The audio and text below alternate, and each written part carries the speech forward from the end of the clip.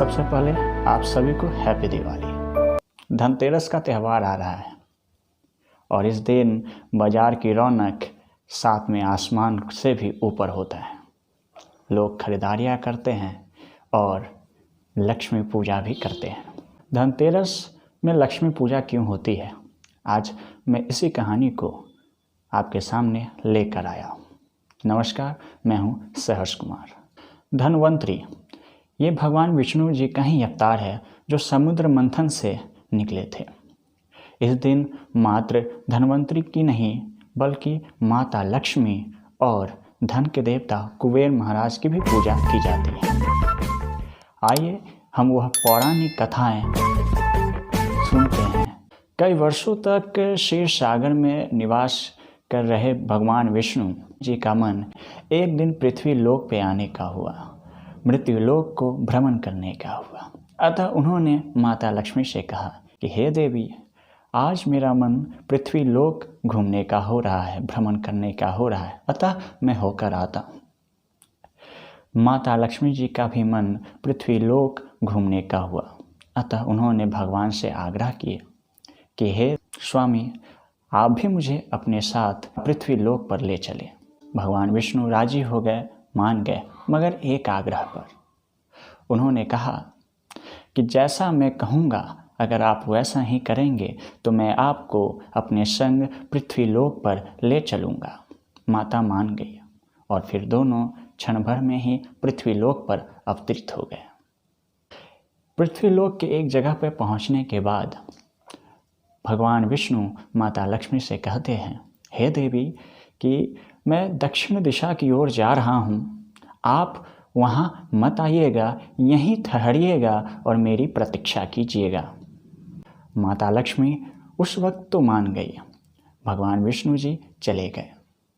लेकिन माता लक्ष्मी सभी जानते हैं कि उनका स्वभाव, उनका मन चंचल स्वभाव का होता है। उनके मन में यह विचार आया कि आखिर भगवान विष्णु दक्षिण दिशा की ओर ही क्यों गए, आखिर क्या बात है, क्या रहस्य है जो मुझसे वो छिपा रहे हैं। अतः उस रहस्य को जानने की इच्छा में माता भी भगवान विष्णु के पीछे पीछे चोरी छुपे दक्षिण दिशा की ओर चली गई। अभी कुछ ही दूर गई थी कि उन्हें एक सरसों का लहलहाता हुआ खेत दिखाई पड़ा, जिसकी मनमोहक सुंदरता माता लक्ष्मी के मन को मोह रही थी। सरसों के पुष्प जो एक वृंत पर खिले, सरसों के डंठल पर खिले, लहलहा रहे थे, मुस्कुरा रहे थे, जैसे मानो माता लक्ष्मी की ही प्रतीक्षा कर रहा हो और माता लक्ष्मी के दर्शन कर झूमने लगा हो। उसका यह मदमस्त मस्ती देख माता लक्ष्मी भी मोहित हो गई और सरसों के उस पीले पुष्प से खुद का श्रृंगार करने लगी। श्रृंगार करने के बाद वो फिर आगे बढ़ी। आगे उनको एक गन्ने का खेत दिखाई दिया। उस खेत में अच्छे और सुनहरे फसल लगे हुए थे गन्ने के। माता लक्ष्मी उस खेत से कुछ गन्ने को ले उसका रसपान करने लगी। इतने में ही भगवान विष्णु वहां आ पहुंचे। उन्होंने माता लक्ष्मी को देखा तो वो भाप गए, उनसे सवाल किए, क्या इस खेत के मालिक ने आपको अनुमति प्रदान किया था? क्या इस खेत के संसाधन का उपयोग करने से पहले आपने उसके मालिक से अनुमति ली थी? माता लक्ष्मी की चुप्पी भगवान विष्णु के मन में उठी शंका का अंत कर गया।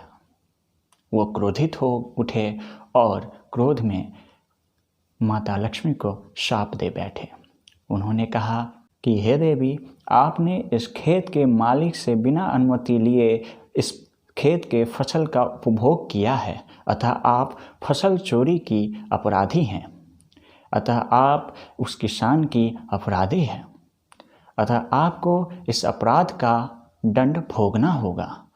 पूरे 12 वर्षों तक आपको यहीं पृथ्वी लोक में उस किसान की, इस खेत के मालिक की सेवा सत्कार करनी होगी। तत्पश्चात मैं आपको अपने साथ वापस लेवा जाऊंगा। इतना कहने के बाद भगवान विष्णु अपने धाम क्षीर सागर विष्णु लोक को चले गए। माता लक्ष्मी पृथ्वी लोक पर रुक गई और किसान के घर में रहने लगी, उनका सेवा सत्कार करने लगी। एक दिन माता लक्ष्मी उस गरीब किसान की पत्नी से कही कि प्रातःकाल पहले तुम स्नान कर लेना, उसके बाद मेरी बनाई देवी लक्ष्मी जी की अर्चना करना, पूजा करना और फिर अन्य काम जैसे रसोई इत्यादि करना। तुम्हारी जो मनोकामना होगी वह पूर्ण होगी। किसान की पत्नी ने ऐसा ही किया और उसके बाद उसकी मन की इच्छाएं पूरी हो गई। किसान का घर धन्य धान और रत्नों से भर गया। इस तरह किसान के पूरे 12 वर्ष बड़े आराम से बीते, कोई तकलीफ नहीं था। माता लक्ष्मी अपने अपराध से मुक्त हो गई। समय पूरा हो गया। भगवान विष्णु माता लक्ष्मी को वापस लिवाने आया तो किसान उन्हें भेजने से मना कर दिया। वह जिद पर अड़ गया। वह कहता, माता लक्ष्मी तो स्वभाव की चंचला है, भला इन्हें कौन जाने देगा। इस पर माता लक्ष्मी उस किसान से बोली कि तुम मुझे नहीं जाने देना चाहते हो, अतः मैं जैसा बोलूँगी तुम्हें वैसा करना होगा। किसान मान गया।